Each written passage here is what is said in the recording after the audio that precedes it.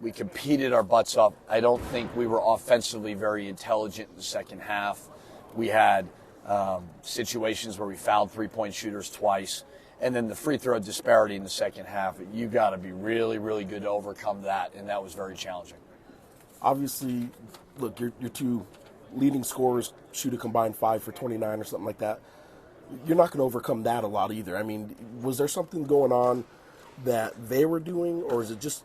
I think it's probably a little bit of both. I thought there were some shots those two traditionally make that they didn't make. Plus, they're a terrific defensive team. So, you know, I didn't think they took too many bad shots by any means, but there was a lot that we normally make that we weren't just able to convert on. So I think it's probably a little bit of both for sure. I know Mo ends up with another double-double, and you guys are always trying to go down to Mo. Did you feel you guys were able to get down to the big guys enough, especially in the second half? And that's what I'm talking about, offensive, just playing a little bit smarter. You know, I mean, I thought we were rushing it. We were trying to just do it all at once, and that's kind of been a theme with our guys from an offensive side of it. We got to be a little bit better at moving the ball and getting it turned and then throwing it inside, because most of them are the best big guys in the league, and we got to find them. You guys are up 61-58, late 8 minutes or so to go in the second half, and they just go on a run that changes things. Max scores 16 of his 30 in the final 8 minutes, so the way they closed that game out, was that an instance of you guys running out of any energy, or did they just have a little more energy down the stretch? Or is energy not it? I thought we played really, really hard. Mash got hobbled towards the end there. That obviously hurt us. I just thought we were letting them get out on the break a little bit. So I don't know. We shouldn't be tired. We took 2 days off. I think at the end of the day, they just made a couple more plays than we did. I think he's a really good player. He's very, very unorthodox. Coaches' sons don't always get the credit they deserve. I've lived that. But he's a terrific player, and I think people need to understand that. He's a big shot maker. He plays really, really hard. He's tough. So a terrific player. You guys out of opportunities at this point, or do you guys still go into Saturday thinking at large is still a possibility? Oh, I don't know. I think the bottom line is we're going to go try to beat San Diego State. The beauty of this time of year is you try to win every game you play. You try to improve your seeding in the conference tournament, and then you keep going. So it's been a phenomenal year, too. We've done some amazing things. Let's go see if we can sweep the best team in the league. You guys losing on the road to Boise State, you're not dropping in any computer ranking, but it is just one fewer game at this point. Do the guys talk about that at all? Do you guys ever talk about that, or have you been able to focus on one game at a time? Yeah, we're one game at a time. They read all the stuff. There's so much information right in front of them. We knew playing it here would be tough. Sweeping one of the best teams in our league would be hard. So we got to be humble when we watch the film and learn, and then go try to beat San Diego State. And it's like I said, if you put yourself in a position in conference tournament, who knows? So you got a quad one win right in front of you. Go handle your business and not worry about all the other variables. It's amazing. Most definitely. We know what's important and what we're playing for. Tonight was a needed win, a quality one win.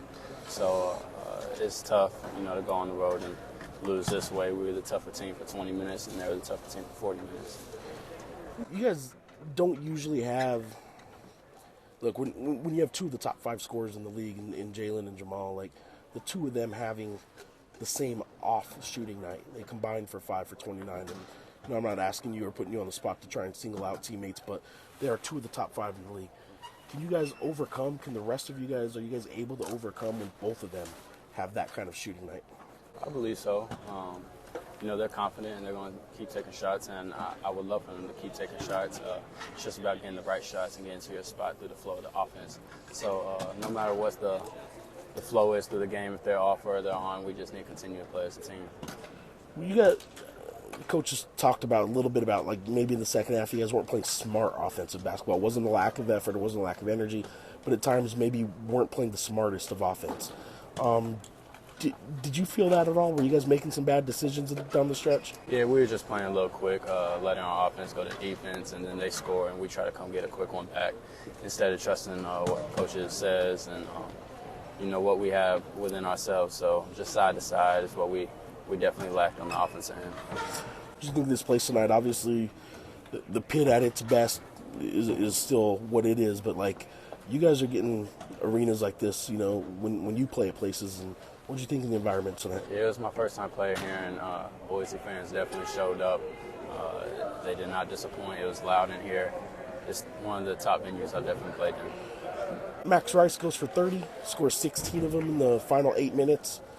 What was Max Rice able to do tonight that maybe what was Max Rice able to do that got him 30 points tonight? Yeah, he just did a good job finding his spots, losing us a little bit, getting to the line, getting to the little mid-range area where he does best.